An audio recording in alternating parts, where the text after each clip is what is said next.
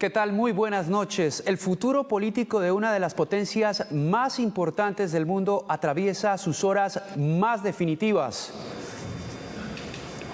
Kamala Harris, actual vicepresidenta de los Estados Unidos por el Partido Demócrata, y Donald J. Trump, expresidente en el periodo 2016-2020 por el Republicano, se disputan cabeza a cabeza la presidencia del gigante norteamericano. Sobre la mesa, múltiples temas de discusión: el aborto, las guerras en Medio Oriente y Ucrania, la política económica y, como principal hecho para la región latinoamericana y para miles de colombianos hoy radicados en el país de las oportunidades, las políticas de inmigración. El nuevo inquilino de la oficina oval de la Casa Blanca se conocerá en las próximas horas y 7 estados, los denominados péndulo o bisagra, serán definitivos en esta elección. De esto y más estaremos hablando en la próxima media hora con invitados, expertos y con contacto permanente en vivo desde los Estados Unidos. Bienvenidos. Pasaron casi 48 horas para que Donald Trump dijera algo sobre Puerto Rico. Y para hablar sobre estos temas de política internacional, las elecciones en los Estados Unidos, que a esta hora todavía se efectúan en varios de los estados más importantes del gigante norteamericano, saludamos a esta hora de la noche a nuestro experto en geopolítica de cabecera, Andrés Úsuga. Andrés, muy buenas noches y bienvenido a este especial de estas horas decisivas que atraviesa hoy Estados Unidos. Muchísimas gracias, Andrés, por la invitación al canal.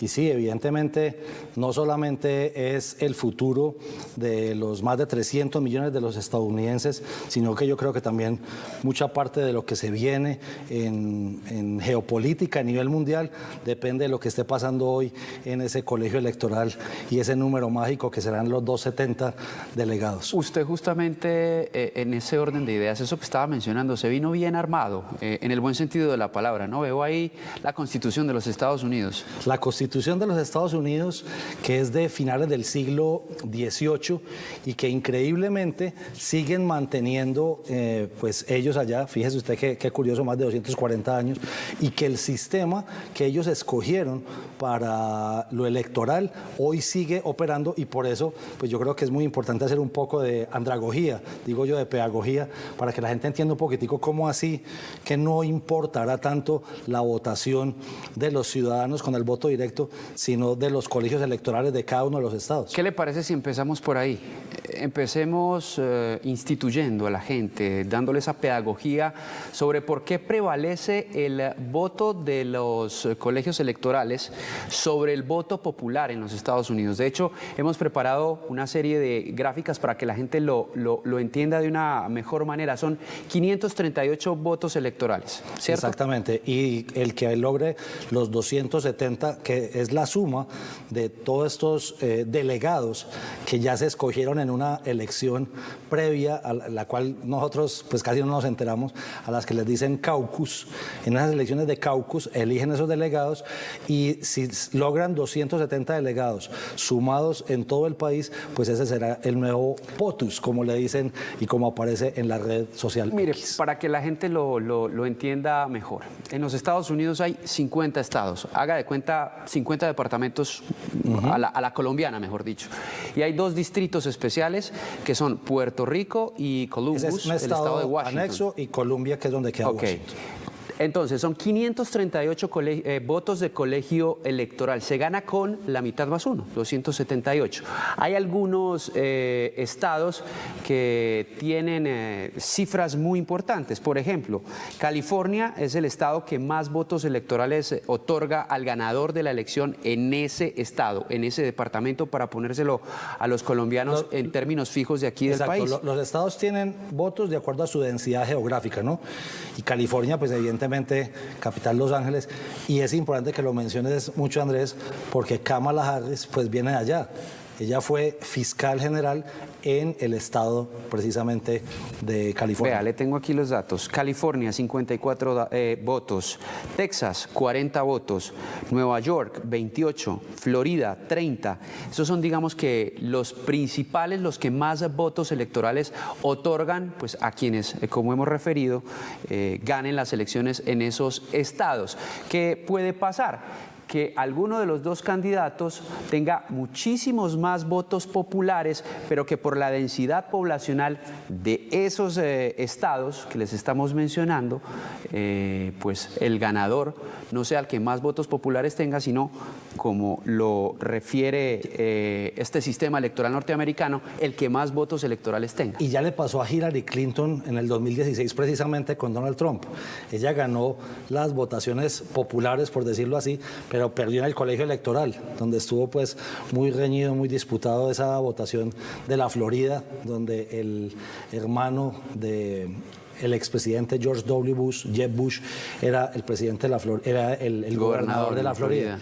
Y también será importante saber que si existe un empate, que hace 200 años, por allá con el presidente Jackson, no pasa, quien define quién será el presidente en la votación será la Cámara de Representantes, que tiene más de 435 votos, y el Senado definirá quién es el vicepresidente. Fíjese usted qué curioso la importancia que tiene la Cámara de Representantes. Y esa es una posibilidad muy latente, porque las últimas mediciones, incluso la última, la más reciente, el New York Post, da un empate técnico, los dos con el 49%. Kamala Harris del Partido Demócrata y Donald J. Trump del Partido Republicano. Claro, y evidentemente se pone muy compleja la situación, porque hoy más que nunca los swing states, que tú los mencionabas anteriormente, los estados bisagra, por ejemplo, como Georgia, yo tuve el privilegio de vivir algún tiempo allá, los distritos, porque recordemos que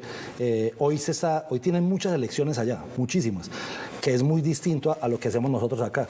Nosotros acá en marzo elegimos Congreso y en mayo elegimos presidente. Allá ellos hoy eligen todo.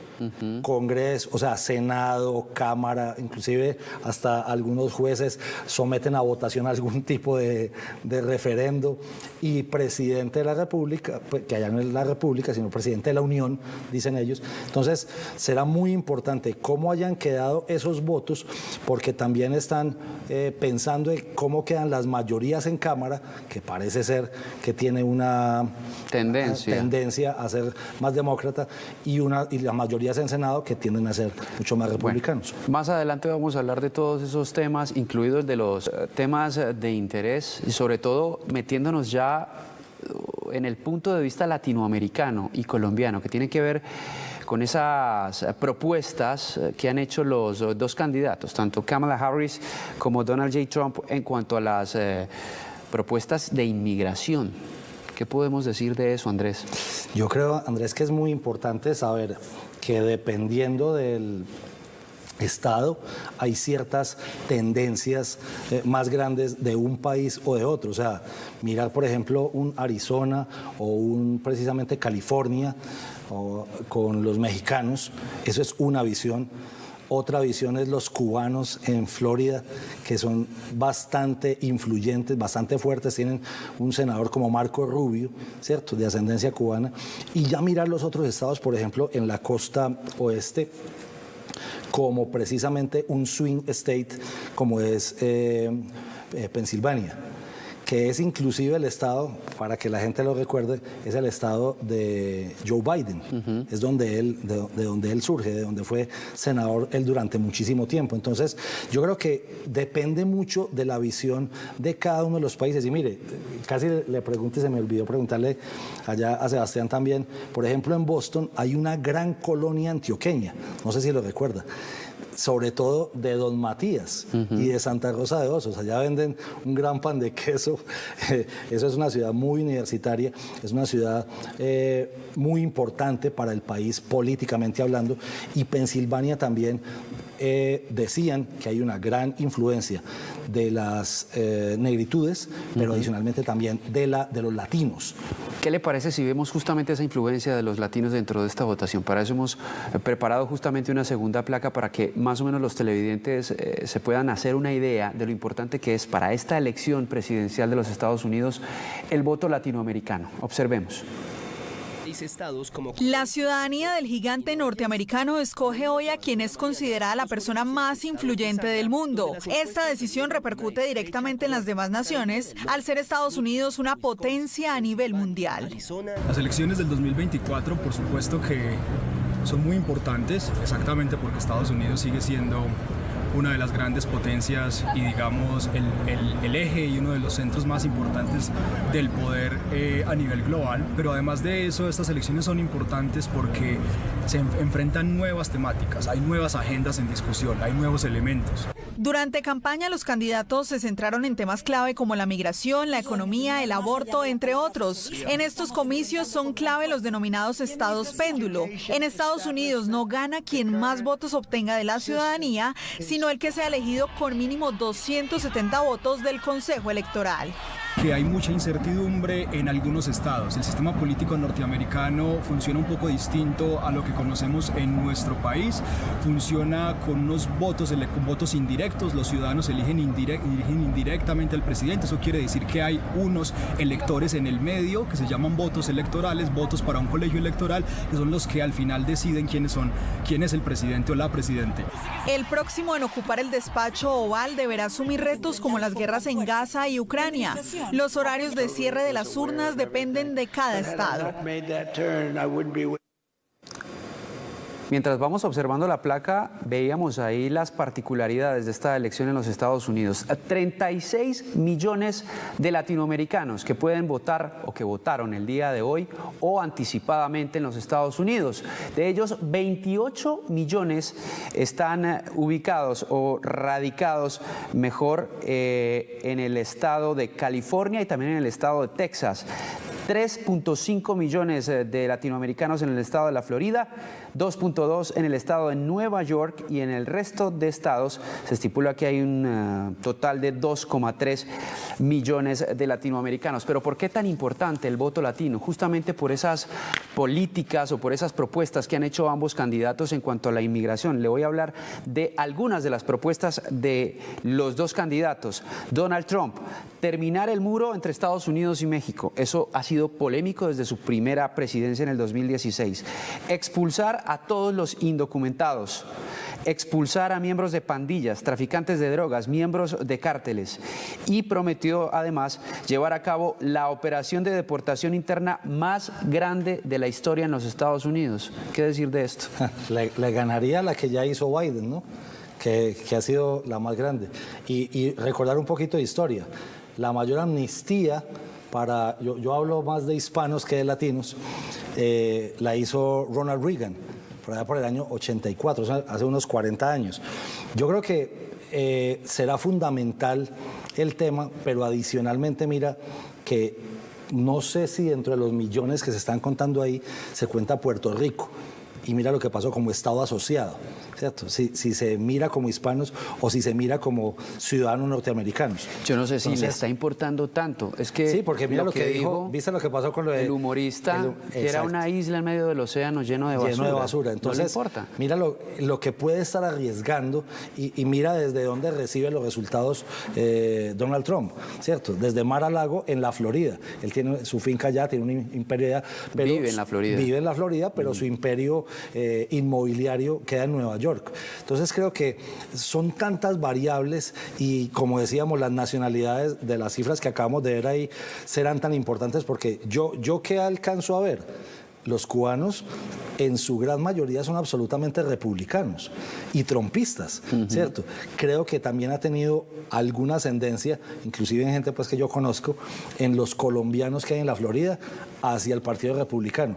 Pero ya los otros amigos que tenemos, por ejemplo, en New Jersey, en Nueva York, en las Carolinas y más arriba, hasta en Chicago, que es un Michigan bastante demócrata, ya están hacia Kamala Harris. Vea en contraste, le pongo las propuestas de Kamala Harris para el tema de la inmigración. Proyecto bipartidista en el Senado, eso se ha caído ya 2 veces, para más recursos para la seguridad fronteriza. Ella espera ponerlo en funcionamiento en los primeros días en caso de ser ella no muro, elegida. Más sheriffs. Exactamente, más seguridad en los estados fronterizos. Camino a la ciudadanía para millones de indocumentados. Esto quiere decir, digámoslo ahí, una tabla de salvación para muchos de los latinoamericanos colombianos que hoy residen de manera ilegal o irregular en los Estados Unidos. Aunque esto podría enfrentar demandas, hay que decirlo. Claro. Deportaciones y expulsiones en tiempo récord, también digamos que tiene una línea dura en cuanto a la inmigración, y más dinero para el Departamento de Justicia, para que el Departamento de Justicia extradite y procese organizaciones criminales transnacionales. Entonces no se aleja mucho de las propuestas de Trump respecto de los temas de migración, solo con el tema de que ofrece una amnistía. La línea más dura, digámoslo así, la tiene Donald Trump, ¿no? Y menos la amnistía, pero se parecen mucho los dos. Igual con el tema de relaciones exteriores respecto de Israel. Los dos son pro-Israel. Sí. Y les ha tocado porque saben el poder de los judíos, no solamente en Wall Street, sino en todas, inclusive en la industria de Hollywood, que es bastante fuerte también. Miremos la siguiente placa. ¿Por qué tan trascendente para el país, para Colombia? Porque allá también hay muchos residentes y esto tiene que ver necesariamente, obligatoriamente, con las remesas que llegan mensuales desde los Estados Unidos en dólares al país. Y tenemos los siguientes datos en cuanto a remesas. En Estados Unidos, 13,2 billones, este porcentaje o esta suma de dinero desde enero hasta julio. 13,2 billones de pesos se han girado en remesas desde Estados Unidos hasta Colombia, un porcentaje total del 43% de las remesas mundiales. Hay que decir, hay colombianos residentes en otros países del mundo. Esta fuente la entrega, o esta información la entrega mejor, el Banco de la República. Importante por este tema de las remesas para los colombianos tener en cuenta el tema migratorio, ¿no? Claro, es que esa política migratoria se vuelve fundamental, evidentemente en algunos estados, ¿cierto? Texas, Arizona, California, la propia Florida, pero yo la verdad es que no creo que tenga en este momento el Estado norteamericano la capacidad de hacer una gran deportación o una gran, no sé, captura de muchísima gente con lo que allá se le dice la migra. O sea, capturar, porque también ahí se va a ir una mano de obra muy grande, que son los trabajos, que creo que es lo que debe entender mucha gente, los trabajos que no quieren hacer los norteamericanos, los hace la gente que no tiene la ciudadanía o la legalización. Andrés, antes de terminar rápidamente, estábamos hablando de los estados bisagra, péndulo, que hoy van a ser definitorios en esta elección presidencial. Todavía no hay conteo, hay que decirlo, en la gran mayoría de los estados todavía hay gente votando. Vamos a ver el mapa de los Estados Unidos y cuáles son esos 7 estados que hoy serán definitorios. Arizona, con la particularidad de que allí hay muchos latinos. Carolina del Norte, allí la población afro también. En Georgia también población afro como particularidad. En Michigan. Los distritos y los condados de Atlanta se convierten en algo fundamental. Fulton, Marietta, conozco bastante bien esa área y en la última elección fueron definitivos. Georgia, Michigan, Nevada, Pensilvania y Wisconsin. Ahí están los 7 estados que serán entonces definitorios. ¿Por qué? ¿Por qué son definitorios y por qué son estados péndulos? Expliquémosle a la gente. Porque precisamente no son estados que están absolutamente jugados con uno de los partidos. Entonces, por ejemplo, siempre California ha sido demócrata, siempre Texas ha sido republicano, por poner 2, Vermont siempre ha sido republicano. Pero en los estados donde a veces vota republicano o ganan los delegados republicanos y a veces ganan los demócratas, entonces es a los que les dicen swing state. No se sabe todavía y deben dejar que pase el tiempo. Ojalá no sea más hoy de más de las 9 de la noche y ojalá no se alargue ni con un empate como lo habíamos mencionado anteriormente, para saber quién es el nuevo presidente de los Estados Unidos. Para ponerlo en términos más coloquiales para la gente, es como si los candidatos ya supieran en qué estados van a ganar. Y la contienda, esa carrera electoral, si se quiere, esa campaña, digamos que afila todas sus baterías en estos 7 estados que nadie sabe si van a votar o por el demócrata o por el republicano. Pero fíjate que es una cosa muy particular. Como lo dije anteriormente, Joe Biden es de Pensilvania. De allá también es la Constitución, ¿no? Esa es la Constitución de Filadelfia. Entonces uno lo que dice es, hombre, ¿cómo no tiene los votos asegurados el Partido Republicano teniendo gobierno en Washington? Es un poco curioso eso, ¿cierto? Y adicionalmente en Georgia también ha sido un estado que, y tienen un presidente que acaba de cumplir 100 años, un expresidente, el presidente más viejo de la historia, que es Jimmy Carter.